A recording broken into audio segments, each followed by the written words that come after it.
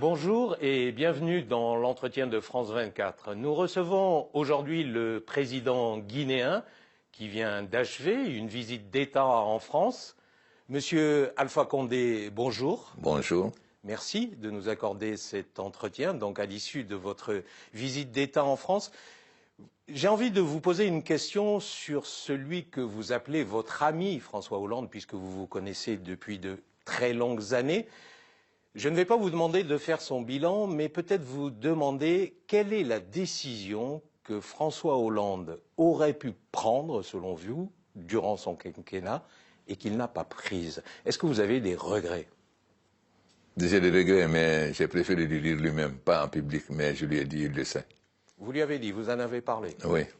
Donc après, mais ça reste entre amis. Ça reste entre amis. Oui. Vous n'allez pas partager ça avec nous. Non. Mais vous reconnaissez qu'il y a eu quand même, que vous avez quelques regrets. Oui, parce que je pense que c'est un gâchis que le président aurait eu aujourd'hui un boulevard devant lui et que c'est un gâchis parce que c'est un très bon président. Et je pense qu'il méritait mieux. Mais enfin, et j'ai dit hier que les Français le regretteront. Mais un très bon président qui a fait tout ce que vous auriez souhaité qu'il fasse pour l'Afrique? Il a fait l'essentiel, surtout en intervenant au Mali, ce qui nous a évité la catastrophe. Bien que c'était une honte qu'après 40 ans, nous n'avions pas été en mesure de résoudre nos problèmes nous-mêmes. Mais ça a été une très grande décision. Ensuite, il nous a accompagnés pendant l'Ebola. Et surtout, il a été l'architecte du COP21 pour le financement de l'énergie en Afrique. Voilà 3 décisions extrêmement importantes qu'il a prises pour l'Afrique. Vous avez rencontré Emmanuel Macron, qui est l'un des favoris de cette élection présidentielle, si l'on en croit les sondages. Monsieur Macron connaît l'Afrique? De quoi avez-vous parlé? J'ai déjà rencontré Macron quand il était un ministre. Et nous avons beaucoup discuté de la politique africaine et de la nouvelle vision que nous avons en Afrique. J'étais parfaitement d'accord. Je verrai le Premier ministre Fillon demain matin, mais j'ai échangé avec lui aussi au téléphone. Je lui ai expliqué quelle est la vision que nous avons aujourd'hui de l'Afrique, une Afrique mature, mûre, qui entend collaborer d'égal à égal avec les autres pays. Et ils sont parfaitement d'accord avec cette orientation. Alors vous allez voir M. Fillon, vous avez vu Macron. Qu'est-ce que vous attendez de la classe politique française? Ils attendent de la classe française qu'ils prennent l'Afrique comme un partenaire stratégique, d'autant plus que nous avons en commun un problème réel, qui est le problème de l'immigration. Et pour mettre fin à l'immigration, il faut absolument que l'Afrique se développe. Donc l'énergie, l'agriculture, la santé, l'éducation, l'industrialisation et les infrastructures. Nous voulons qu'ils nous accompagnent. Ce que nous expliquons, c'est que l'Afrique est à la fois un grand marché et une usine. L'Afrique peut être l'usine du monde à la place de la Chine, d'autant plus que nous sommes proches de l'Europe. Et ensuite, l'Afrique, en 2050, on sera plus nombreux que la Chine. Si nous avons l'énergie et que nous maîtrisons les nouvelles technologies, nous pouvons être un grand marché. Et ça permettra que les jeunes Africains, qui est notre principale préoccupation, parce que 70% de la population a moins de 30 ans, des jeunes Africains ne migreront plus parce qu'ils auront du travail sur place. Et l'Afrique, et aussi, ça permettra de mettre fin au terrorisme qui fleurit sur la pauvreté et l'injustice. Je reviens un instant sur la politique française. Votre homologue tchadien, Idriss Déby, a reçu Marine Le Pen, la présidente du Front National. Selon vous, c'était une erreur ou il a eu raison de faire ça? Ça a posé lui la question. Vous devez avoir un avis. Vous êtes un homme de gauche très proche de Je lui ai donné mon avis. Ce qui est sûr, c'est que moi, je n'aurais pas reçu Marine Le Pen dans le contexte actuel. Mais bon, je pense qu'il avait ses raisons. Mais nous en avons discuté. Et il m'a donné ses raisons. Donc ça reste entre nous. Vous lui avez donné votre avis et vous ne l'auriez pas reçu. Je lui ai demandé pour qu'elle a reçu, m'a donné ses raisons. C'est tout. Monsieur le Président, vous présidez, je le rappelle également cette année, la présidence tournante de l'Union africaine.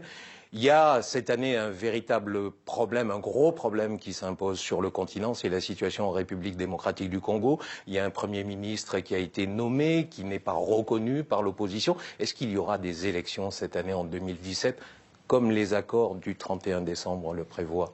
Nous l'espérons. J'ai reçu le fils Félix Tshisekedi en Guinée, j'ai reçu Katumbi, j'ai échangé plusieurs fois avec le président Kabila plusieurs fois.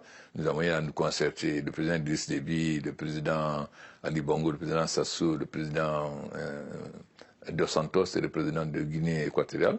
Nous avons dit que l'Union africaine va accompagner le Congo pour que les accords puissent être appliqués, que les élections aient lieu en 2017. D'ailleurs, j'ai envoyé demandé au président Moussa Faki d'envoyer le commissaire à la paix et à la sécurité, qui devait être au Congo social de 9 pour nous faire son rapport, afin que l'Union africaine voit qu'est-ce qu'on peut faire pour aider nos frères congolais. Vous savez, le Congo, c'est quand même le cœur de l'Afrique et nous tenons absolument à la stabilité, à la paix, et à un Congo stable, parce que c'est fondamental pour nous. Mais est-ce que l'Union africaine peut réellement peser sur la vie politique au Congo? Nous allons les accompagner et nous mettre à leur disposition pour les accompagner, mais c'est les Congolais qui doivent décider, mais nous nous mettons à leur disposition pour les accompagner. Une question sur le terrorisme, Monsieur le Président.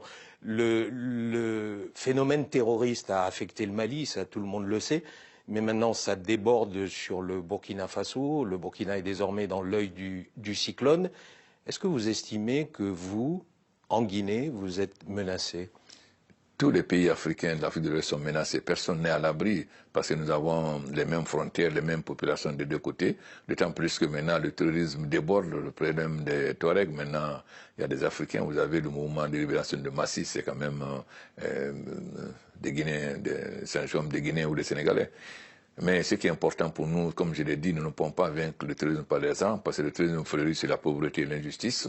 C'est en vainquant la pauvreté et en ayant une juste répartition des fruits de la développement, surtout vers les populations des pays vulnérables, les femmes et les jeunes, que nous pourrons vaincre le terrorisme. Et aujourd'hui, vous avez vu le G5, nous avons décidé que désormais, nous allons prendre la lutte contre le terrorisme en main. Nous ne voulons plus qu'on nous envoie des troupes. Nous voulons qu'on finance l'Union africaine et qu'on nous mette des moyens à disposition et que ce soit les Africains qui désormais assurent la lutte contre le terrorisme. Nous ne voulons plus que des Français meurent en Afrique. Vous venez de citer le Front de libération du Massina, ce nouveau groupe djihadiste qui a vu le jour au Mali, qui se revendique ou disons plus ou moins appartenant à la communauté Peul ou recrutant dans la communauté Peul du Mali. Vous ne craignez pas un effet de contagion chez vous, en Guinée? Non, mais nous sommes inquiets parce que, vous savez, les gens du Massi, les gens de la Guinée, du Sénégal sont les mêmes. Donc le danger, c'est qu'ils puissent traverser les frontières. Mais pour le moment, nous ne pensons pas du tout que cela puisse toucher la Guinée, du moins les peuples de Guinée ou les peuples du Sénégal. Mais le danger, c'est que s'ils sont dans le mouvement terroriste, ils peuvent être utilisés pour faire des actes en Côte d'Ivoire, en Guinée ou au Sénégal, comme ils le font actuellement au Burkina. Une question sur la situation politique dans votre pays. La Fédération internationale des droits de l'homme estime que beaucoup reste à faire encore pour consolider l'état de droit en Guinée. Que répondez-vous à la FIDH?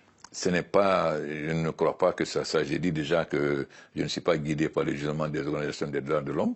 Moi, je suis élu par le peuple de Guinée. J'ai des comptes entre le peuple de Guinée et le peuple africain. Ils sont libres d'avoir leur jugement. Vous savez, les gens, on l'amène toujours de la Guinée vers son passé. Moi, je sais que nous avons fait beaucoup de progrès, mais ils sont libres d'avoir leur jugement. Pour moi, c'est pas FDH ou autres là qui vont décider de ce que je vais faire ou pas. J'ai été déjà très clair. Nous voulons que désormais, que les problèmes africains soient jugés par les Africains. Nous ne voulons plus que les ONG occidentales là, nous imposent leur vue. C'est le passé, ce n'est pas la nouvelle Afrique. J'ai été très clair sur cette question. Et vous estimez, votre raisonnement englobe également, outre les ONG, la Cour pénale internationale, la CPI par exemple? Et vous connaissez la position de l'Union africaine dernièrement sur le CPI, donc je n'ai pas à revenir là-dessus.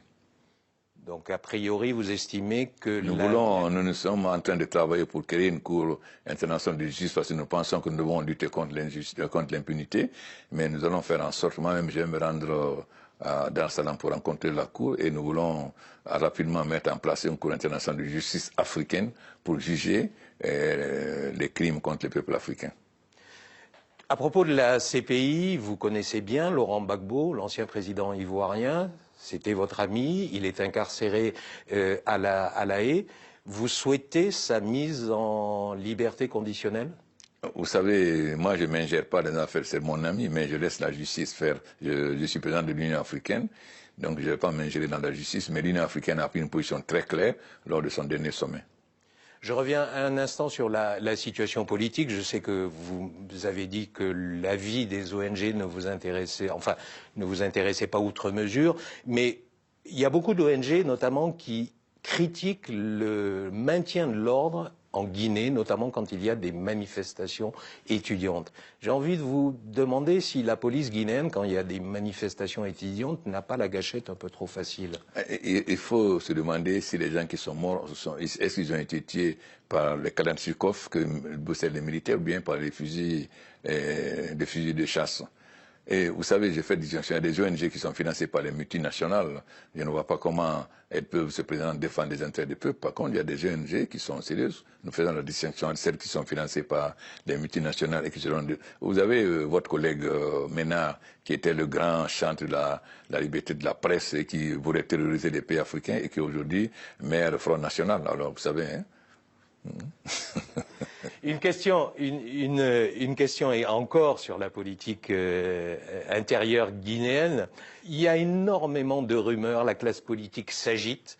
Il y a une question qui taraude un petit peu tous les dirigeants politiques, qu'ils appartiennent à votre parti d'ailleurs, ou qui soient de l'opposition, c'est est-ce que vous allez être à nouveau candidat aux prochaines élections dans 3 ans? Pour le moment, moi, j'ai été élu sur un programme.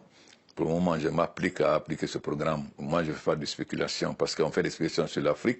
Pourquoi pas sur les autres pays? Personne ne se demande si les élections de Singapour ou d'Asie doivent se présenter ou pas. Je ne vois pas pourquoi on se focalise seulement sur l'Afrique. Pourquoi on ne pose pas la même question aux Asiatiques, aux Latino-Américains? Pourquoi c'est seulement l'Afrique? Mais vous êtes favorable à la limitation des Je ne mandats présidentiels? veux pas répondre à cette question. Ça dépend de chaque pays, de chaque responsable. L'Afrique n'est pas... c'est un continent, nous travaillons ensemble, mais les situations des pays sont diverses. Tous les chefs d'État ne gouvernent pas de la même façon. Il y en a qui font avancer leur pays, d'autres moins. Donc je pense qu'avoir une vision unitaire, c'est dogmatique, c'est un peu se moquer des Africains. Donc je ne vais pas rentrer dans ce débat. Monsieur le Président, merci. Merci à vous de votre fidélité. L'information continue sur France 24.